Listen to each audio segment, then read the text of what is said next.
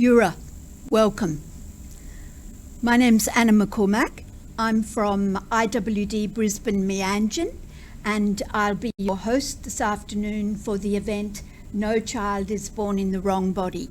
We have quite a lot of people on the live stream, people from the UK, Brazil, Victoria, far north Queensland and other places.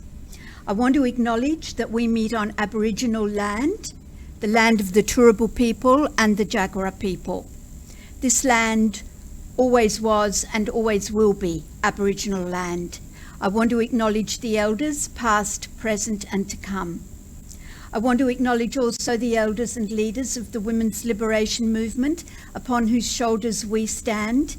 Many of those women gave up their health and their families and their lives for our liberation, still unachieved. IWD Brisbane Meanjin is a loose network of women who contribute to the best of our ability and within available time to the rebirth of the women's liberation movement. Of necessity, our main efforts at this time go to defending existing sex-based rights of women, especially lesbians, because it's our basic democratic sex-based rights that are under coordinated and severe attack by gender identity ideologues who are experiencing astounding and rapid success in rolling back protections and rights we never thought women would lose.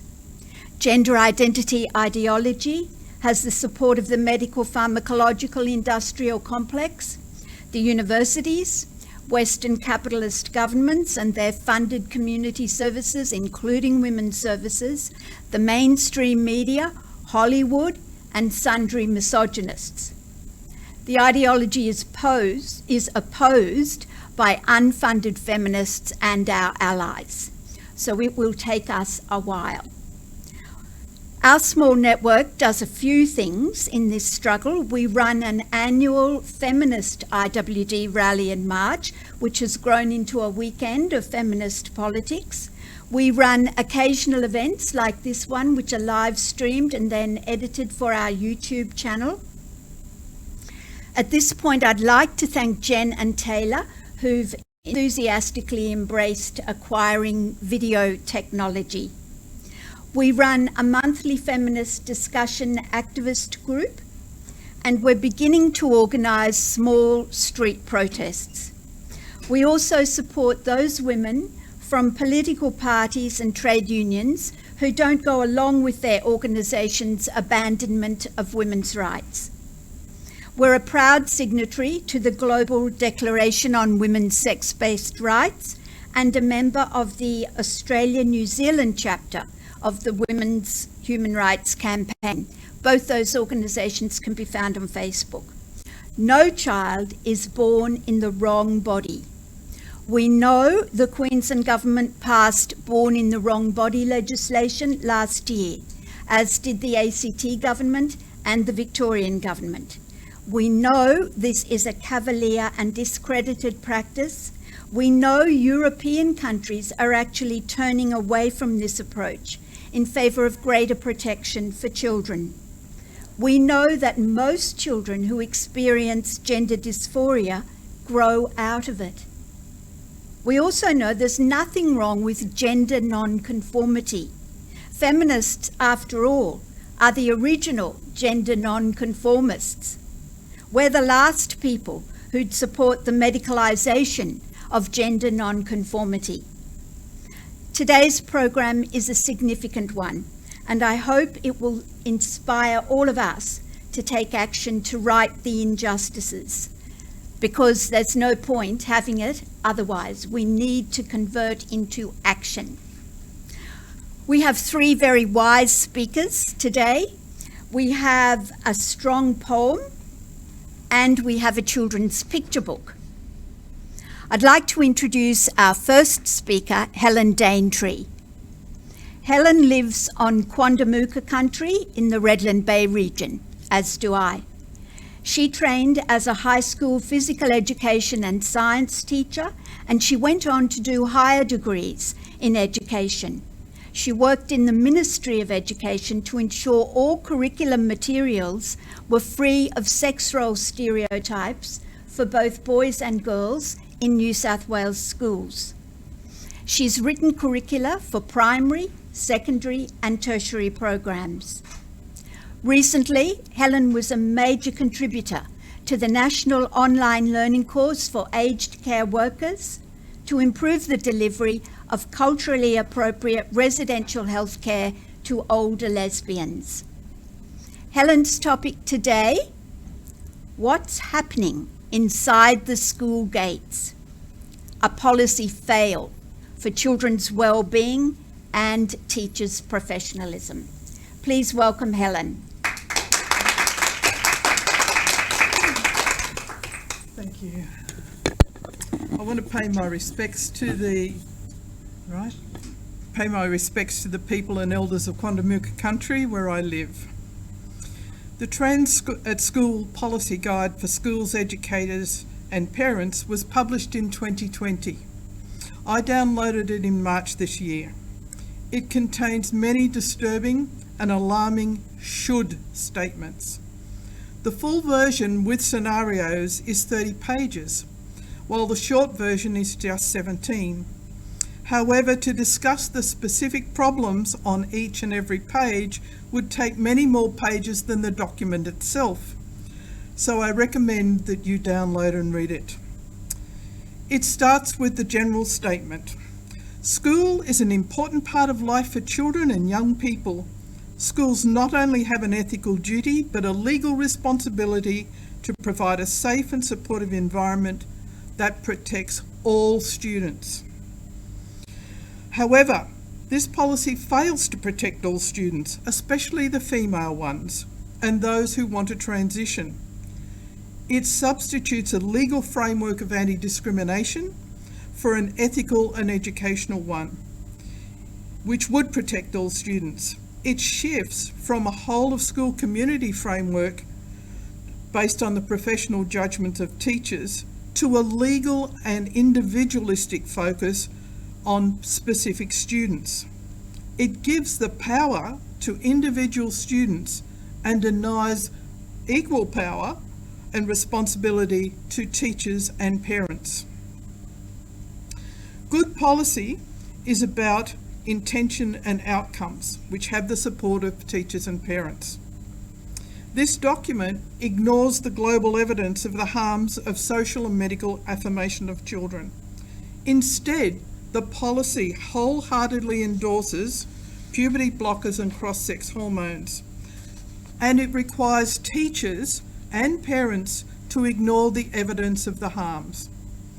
Teachers' autonomy and professional judgment about children's well-being is actually denied in the document. Good policy develops from a broad consultation. However, this document was developed in partnership with three narrow groups: the LGBTI Legal Service, Legal Aid Queensland, and the Queensland Human Rights Commission, who wrote the policy and who also delivers LGBTI training. The Queensland Children's Gender Service was also consulted, and we know they are not an independent stakeholder nor a place where evidence-based medicine is practiced. You have to ask why this school policy was outsourced to lawyers and not developed by educators and the Education Department of the government. The other issue about having successful implementation is a policy will fail if it's top-down and imposed, and there has been inadequate consultation. The partnerships indicate there has been inadequate consultation, and it is a disturbing example of changes to educational policy being political rather than informed by evidence, logic and ethics. Propaganda is a political tool. It must focus on the masses. There are 857,920 school students in Queensland. There are over 100,000 teachers, and well over 500,000 parents and carers. That is a big mass of people affected by this one 30-page policy document. No one can dispute the content or implementation of this policy. It repeatedly warns the readers, and particularly school principals, about breaching discrimination laws, and it states what schools and teachers should do. Framing policy as a series of should statements is very problematic, and it makes it harder to dispute the content. Should is used 51 times in this document. Shoulds are used to indicate non-negotiable, obligation and duty. They are a moral imperative based on the ideas promoted by LGBTI lobbyists who are behind the policy, and it's a characteristic of propaganda. By repeating should, anxiety and stress is created for principals, teachers and parents, as well as non-trans students, because they cannot challenge or negotiate aspects of this policy. The should tone is total and non-stop. The policy applies to state schools, private schools and faith-based schools. In other words, it is a total coverage of the education system in Queensland. Discrimination is repeated 56 times. That's almost twice a page in the document. Affirming's 13 times and transitioning 14 times. Propaganda will start subtly, often with language shifts. The phrase trans female is used to describe a male student transitioning, and it replaces the word transgender. It ends with teachers encouraged to show solidarity with trans students by wearing pronoun badges and being told they need to give trans student a key to the staff toilets if the student feels more comfortable using those facilities. Thanks. There are many issues, and I'm going to use just one example from the policy to highlight most of these. And I'm going to quote. A high school takes all Year 9 students on a 5-week away from home camp every year. They usually have at least one trans student. One cabin is smaller and has an ensuite. They quietly arrange for the trans student and 5 friends that the trans student feels comfortable with to be allocated to that cabin. The school gains consent of the young person and their family to advise the on-site nurse that the child uses a chest binder. This way, they can be provided with a private facility to hand wash their binder during the 5 weeks. There is no evidence to support the policy position for this student. All schools must support girls binding their breasts as part of gender affirmation, despite the evidence of the harms caused by prolonged and continuous compression of breast tissue in adolescent girls. The research in 2017 reported the average time of wearing a binder was 10 hours a day, every day, despite warnings to have 1 day off a week and much advice about how to bind safely, in inverted commas. In that study, 97% reported at least one negative health outcome from binding. 54% experienced regular back pain. 53% experienced overheating, 49% chest pain, 47% shortness of breath. How do girls concentrate in class with regular back pain and chest pain?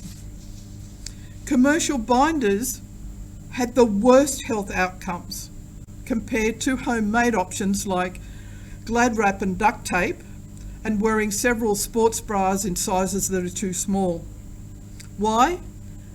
Commercial binders are much more efficient at compressing breast tissue. Other health damage includes broken ribs, fungal skin infections, permanent spinal deformities, lung infections, and reduced mobility. The risk of harm is so great that girls are advised not to do any physical activity while they are bound. that is, PE and sport at school, and forget swimming altogether. Girls who bind are physically disabled to such an extent that it's dangerous for them to be physically active in the school curriculum. Can this possibly be in their best interests? This document, at the very least, needed to alert physical education teachers that girls who bind will have reduced mobility and a risk of overheating and other negative health outcomes from participation in the regular school curriculum. The special treatment for this student at camp is part of the school plan that accepts without question the self-ID of the student, and it embeds self-ID by the child with no evidence into school administration and learning environments. Having organised a number of such camps as a teacher, when there was just one facility with an ensuite, very precious, I considered which students had the greatest need of an ensuite. The girls with endometriosis and is suffering from extremely heavy periods. Girls with mobility issues like cerebral palsy or a fractured leg. And what about girls who may be on the autism spectrum who need a smaller, quieter space to manage living away from home for 5 weeks? The rights and welfare of other students cannot be ignored if you are serious about equity and supporting the needs of all students. Teachers like me, or what I was, must have the autonomy to make professional judgments about the welfare of all students and not be told what we should do for the one student who binds. Yes, propaganda starts subtly with language. A chest binder is in fact a breast binder. Boys do not bind their chests. A commercial breast binder is a tight-fitting, high-compression top to flatten the breast tissue as much as possible, but they are marketed as chest binders. The primary task of schools is to ensure students are protected from avoidable harms and respond to situations where students need safeguarding. Breast binding is an avoidable harm for girls. So why would this policy require every teacher to support and facilitate the practice?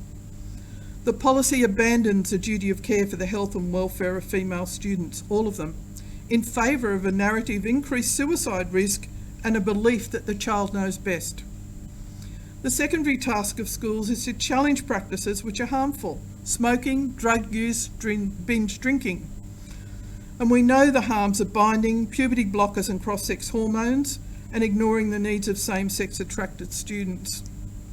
This policy quite deliberately excludes the right to even raise the evidence of harms of social and medical affirmation. This one student is given the power to influence the accommodation allocation for all the other students on camp, without due regard for anyone else's needs. At no point does the policy suggest the importance of balancing the needs of the trans student with the needs of other students or the whole community and parental engagement. When it comes time, unquote, when it comes time for high school, Lee's parents disclosed to the school that Lee was assigned male at birth and will need private changing facilities for PE and some other considerations. Lee is offered private changing facilities if she wants them, but is also free to use the girls' bathroom and play sport with her peers. Gender affirmation of Lee is compulsory for everyone at the school. Girls in Lee's year are not free to say they would enjoy their sport more if Lee did not play against them, or if they didn't have to change with Lee in their change rooms. The guidelines on sport and PE are perhaps the most obvious fail, apart from being a strong interest of mine. There are numerous attempts to dismiss the mountains of research about the need to keep girls' sport single-sex. The guidelines describe quite confusingly the situation where males can be excluded from girls' sport, and I quote, "For example, a girls' rugby union competition can exclude boys because the aim of the competition is to advance females in a traditionally male sport. A trans female student would be entitled to join that team. So the example of excluding males is one in which a male who identifies as a trans female is entitled to join the girls' team. It's not an example of exclusion, it's quite the reverse.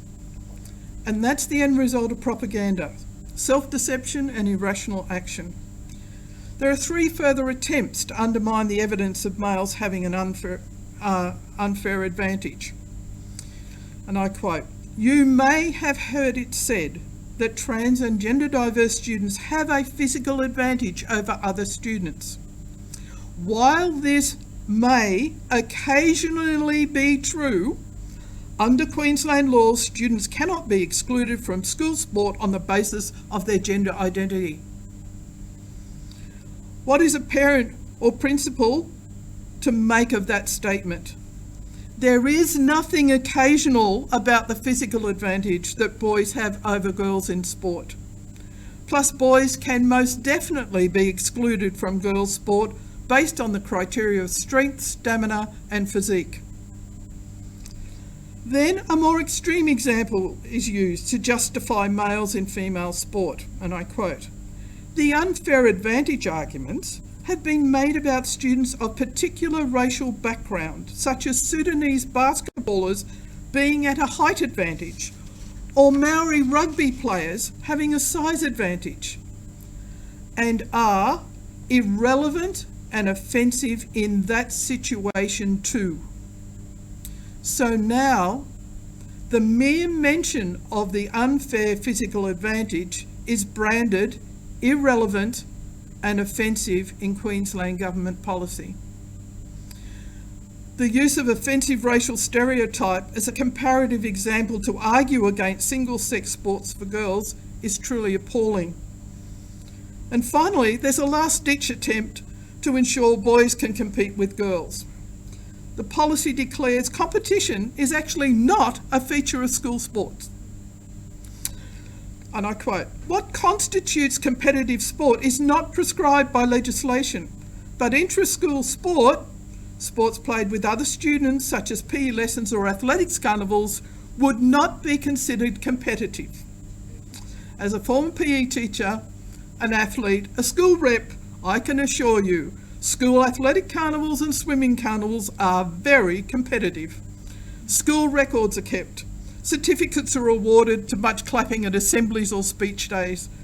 And success leads to representation at the district, regional and state level. To define athletics and swimming carnivals as not competitive is simply irrational. And I'm reminded of the Aldous Huxley quote, "Facts do not cease to exist because they are ignored." Thank you. There are dilemmas for teachers, and I've mentioned a number of those along the way. But the directive about staff training is somewhat disturbing, seeing the trainers recommended are in fact the people who have written this policy document. The school may need to take proactive steps to educate their staff by providing general training on discrimination and human rights. The Queensland Human Rights Commission can provide tailored training to schools based on these guidelines. However, no information can be critical of gender affirmation and its practice.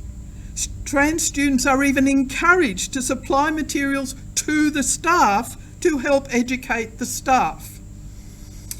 Most people, and I quote, are not well educated about trans or gender diverse people, and you, the principal, should educate your staff so they are ready to respond to any negative reactions within the school community.